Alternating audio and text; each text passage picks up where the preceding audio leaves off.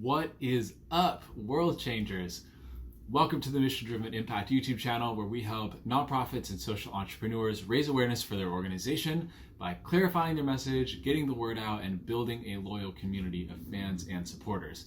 Now, I am stoked for today's video, and I think a lot of you already know that I'm a huge advocate and proponent of content marketing as an actual acquisition channel for your business. I think content marketing is just a great way to get clients and customers coming through the door, to attract donors and funders, and ultimately to build a marketing system that works in the background even while you sleep and just delivers consistent results to you. And so I love content marketing. Today we're going to be talking about the first step to take to get started with content marketing, and straightforward enough, that's just producing your first piece of content. So I've got 6 tips for you to take you from start to wherever you need to go. Let's dive right in. Step 1 is to choose your medium. By that, I just mean, how are you going to communicate with your customers? And I wrote it here on my handy whiteboard that there's 4 main media of communication: photo, video, voice, and writing. And maybe you can see right away that each of these lends themselves to specific platforms better than others. But first of all, how do your customers and clients, donors, how does your target audience prefer to consume information? If you don't know the answer to that question, I'll leave a link somewhere around here to my recent video on 3 types of questions you need to be asking to guide your marketing strategy. And one of them is just what is your audience watching or reading or listening to? That should give you an indication in terms of what media you can use. But I think a second thing, and this is often neglected, is that how do you like to express yourself? Or if it's, if you're passing it off to a marketing person, how do they like to express themselves? If you think that YouTube is the best channel for your business, but no one likes being on video and no one wants to get comfortable on video, you know what? Probably not the best one for you, right? You need to kind of feel what is best for you and your self-expression, and what is going to come across as genuine and authentic, and then what is going to meet your target audience where they're at.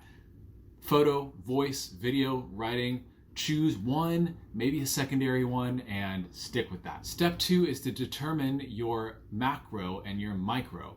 So, these are just words, call them whatever you want, but a macro platform is, where are you going to go really in depth? Where are you just going to deliver that information that makes your target audience say, whoa, this person knows what they're talking about. I can't believe they just gave all this information away for free. It can be a longer YouTube video, a longer podcast episode, a really in-depth blog post, anything like that. The platform matters, but it's not all that matters. In fact, I wouldn't even say it's the primary thing that matters. Then your micro is where you can break it up a little bit, right? This is social media, I think, is great for micro. You can break up your macro into different little pieces. In fact, I actually drew this out too. So here you're going really in depth in your macro, and then you can break this into little pieces and share it to your micro platform. Now you got 2 platforms growing. You can also, imagine more micro things here and arrows going down here. You can also just post other things on your micro and have it link back to your macro. So let's say that, just an example off the top of my head, let's say that I am a food photographer. Let's say I'm a nutritionist or something like that. Let's say I'm a nutritionist. And I can have a long blog post or just a great YouTube video about meal prep, about your macro intake and just all these different diet plans and things like that, eating plans. And then I can break these up. Let's say that I chose my medium, it was writing, and so I wrote a blog post about it. Well, then let's say as a secondary medium, I also like communicating through photo. And so I'm going to have an Instagram account, and I'm going to share 3 photos of my meal prep from this week based on this blog post. Maybe I'm also going to share behind the scenes from my kitchen and, to my micro, and then say, get the full action kind of at our macro platform. Do you see how we're starting to build the ecosystem here? So 1 macro, 1 micro. Another example just for my own business and what we're doing recently is I've been going really in depth in these YouTube videos, But I'll say follow me on LinkedIn because I'm posting every single day to my LinkedIn. Little things, I'm chopping up these videos, sharing one tip at a time, sharing some other tips that you can't find anywhere else. So, if you haven't already, go connect with me on LinkedIn. I'll leave a link down in the description. That's my micro platform. And then I'll say, you know what? I've also got this YouTube channel. Go like and subscribe to that because that's where you're going to get that really meaty, in-depth content.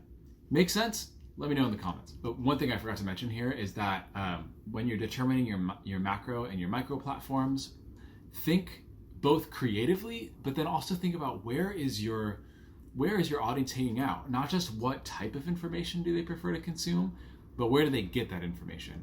If they like to read text, are they reading a blog? Are they reading a certain newspaper, magazine publication? If my target audience likes to consume video, are they consuming video as they're scrolling through their Facebook feed? Are they searching on YouTube? You take these things into account. Some overlooked things are like Reddit. A lot of people are on Reddit. People have started 7-figure businesses off of Reddit. Another one is I know someone who has a 7-figure business that started on a poker forum, and it's not a poker-based business. It's just that's where him and his friends would communicate. And so he started giving value over poker forums. Now he has a 7-figure business that helps businesses of all kind grow. So think creatively, think where is your target audience hanging out, and then where can you share that content on your macro and your micro. Step 3 is to pick a topic. And for all that is good and just in the world, do not overcomplicate this. Don't let anything get in the way of taking massive, imperfect action. Just what do you want to talk about? Like, what are you qualified to talk about? Why are you in business? It's because you wanted to share value. You wanted to bring value to the marketplace. You wanted to share value with people. Well, then talk about it. Just pick a topic. Doesn't got to be optimized. Don't worry about SEO. Whatever. I'd say focus on serving. Focus on adding value to your customers, to your clients, to whoever you're speaking to. But just pick a topic and we can optimize it later. If you need a little bit more help thinking through that, I would say, what problem can you solve? That's a great topic. So a how-to video, a tutorial video, something that's walking through your product or your service or your program, maybe doing a Q&A, something like that. Also, can you tell a story? Why are you in business? What's this? And not like, in 1890 our grandparents founded this. Is what problem are you solving? Tell a story about why you set out to solve that problem. Maybe it's a story of someone that you've helped, a great testimonial, case study, impact story. What kind of results did they get? What's their story? Maybe it's a story of someone who's not really connected to your business, but they're like an influencer in the space. And you can just start to, tell stories in that way that maybe, again, they're not tied to directly what your business has done, but it is tied somewhat to your offer and to what your business does, kind of more generally, the topic that your business addresses. And so those can be great stories as well. Step number 4 is to draft an outline. Whether it's a podcast or a YouTube video or a blog post, it doesn't got to be complicated. Just an outline helps you structure your thoughts, helps you see how they all fit together, and actually saves you time because you don't have to produce, you don't have to sit down at a blank page and write all the stuff that then you're going to have to massively edit and revise and move around. You're not just going to hit record on a YouTube video and then stumble your way through it. You're not just going to stumble your way through a podcast. Right? So an outline can actually save you a ton of time. Start with one. And just let me say this real quick. This is one of my biggest pet peeves when people are like, I work better without an outline because they need the creativity or spontaneity or something like that. 2 things here. First of all, if you actually study creativity and creative people and you read autobiographers of people who we think are really creative people, it's always creativity through constraint. It's creativity through limitation. And so an outline, far from inhibiting your creativity, it actually gives you a framework and a structure to work within to make sure that what you produce actually makes sense. And you can tell, trust me, you can tell immediately when people approach content without clarity of thought. It just comes across as sloppy. It's not effective. You can tell that it wasn't like that intention in it. There's not the quality in the work. The second thing is that if 99% of writers, and this applies equally to video work and podcast work, but like 99% of writers who are successful at the thing that you're trying to be successful at yourself, say that they use outlines, tell you to use an outline, don't fall into the trap of thinking that you are so unique and so special that, and you are unique and special, but don't fall into the trap of letting that get in the way of your humility. You know, most people who are successful at this start with an outline. And so don't get caught up in the trap of thinking that an outline just isn't for you. Can it be difficult? Yes, especially if you're not used to it. But that's how you learn. That's how you get better at these things. So please start with an outline. An outline is just the general structure of a content piece. Again, video, podcast, a blog post, a social media post, anything. It's really going to come down to three things. It's going to be the hook. You got to grab people's attention, state the problem, tell them why they should, they should keep reading. You want it to be like a slippery slope that they just kind of take the first step and slide down. So there's the hook, there's the body, which is actually just the meat you want to, the meat, what you want to say, your tips, your takeaways, your steps, things like that. And then you want to finish off every piece with a call to action. If you're selling, obviously the call to action is going to be stuff like book a call, make a donation, etc. But even things where you're not doing that, right? Include a call to action to like, to comment, to engage with the stuff that you're putting out. You might think that people will just do this automatically, but they won't until you ask. You don't get what you don't ask for. So just a simple call to action. Hey, like and subscribe to this channel. Hey, sign up for our email list if you like this blog post, and we'll email these to you regularly. Things like that can be super simple, but super effective. Also, two things that help not just my outline, but my all my content in general, I think stand out. And I learned both of these things from master copywriter Ramit Sethi, is that, first of all, what he calls the plain English principle. Just say it in plain English. What are you trying to say? And imagine that you're just sitting at a bar with your friends and you're leaning across the counter and just, what do you want to say? If it's not interesting in plain English, it's not because you're communicating it wrong or you need different language. It's because the idea itself isn't that interesting. So go back and refine the idea itself to make it interesting. The second thing is, once you finish with an outline, you've got your hook, you've got body, maybe 2 or 3 things you want to say, you've got your call to action. Go back through and see where you can just add a little bit of extra value. If you're writing a blog post, is there one place where you can link to a video? You don't have to go out and create a video. Just go on YouTube and find a relevant video. What would add value? What would serve your audience a little bit more? Is there a place where you can maybe give an example? Give a better example. Break it down into steps. Something that's just kind of start to end guide. Is there a place, again, in your video or your podcast where you can share like a little personal story? Those things go a long way to making your content, one, really valuable, really kind of results oriented, and just helps them stand out from the crowd. Step number 5 is to produce what writers especially refer to as their shitty first draft. But I think this applies equally to if you're taking photos for Instagram, if you're writing a social media caption, if you are writing a blog, producing a YouTube video, producing a podcast episode. Your goal is just to get everything out of your head and get it onto the page, right? Don't wait for that perfect angle for your photo. Take a bunch of photos. Just start taking them, right? Don't stare at the blank page and the cursor blinking and just wait for your sentences to form in your head until they're good. No, just get it out there.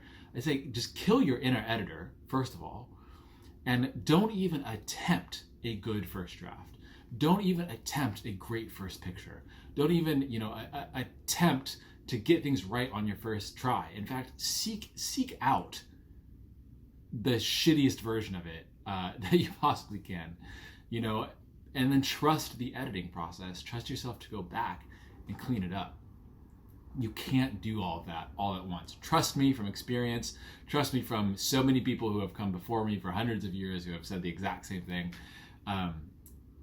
You should feel tired after doing this. It should be a mental energy, a mental expenditure where you're just like, trying to get everything out. You're just kind of pushing yourself into discomfort, pushing yourself into taking that massive imperfect action. I promise you got to do that and then trust yourself in the editing process to go back through and pick out the gems. It just came to my mind that there's a great tool out there. I don't remember what it's called. If I find it, I'll leave a link to it in the description. But it's great for writers, especially. You write in their kind of online word processor. It's kind of like a notepad or like Google Docs, I guess. And after, you can set the timer after you stop typing for 3 seconds or 5 seconds or 10 seconds, it will start deleting what you wrote. And you can put it on a harder mode where it's not just the last thing you wrote. It's actually things that just all throughout the body of your text. It'll just start removing words and letters and sentences and things like that. And so it pushes you just to keep writing. Again, remember, you should feel tired after doing this. You're forcing it all out of your head. And so that's a great tool. Another thing I used to use when I was writing my undergraduate thesis was Written Kitten. I don't even know if that's still around anymore, but after so many words, it shows you a new picture of a kitten. And it might not sound like much, but you start to really just start to produce without thinking about it because you want to see another picture of a kitten. Other things I do is I write in Google Docs. Turn off spell check. Is whether you write in Word or whatever, you're outlining or just sketching out your YouTube video or your podcast. Turn off spell check because the underlining it distracts you and you want to go back and correct them. This is not the time for correcting, right? Kill your inner editor. Another thing I do is I close my eyes a lot. So I'll just be typing, and I think people in the office think I'm weird because I'll just be typing. My face is kind of crinkled up because I'm just jamming everything out of my head. I see, some people that I look up to, right? They close their eyes a lot when they talk in their YouTube videos. And I do this sometimes too, because you're just speaking what's in your head. You're just getting it out there. You're not worried about anything else. Closing your eyes, it helps.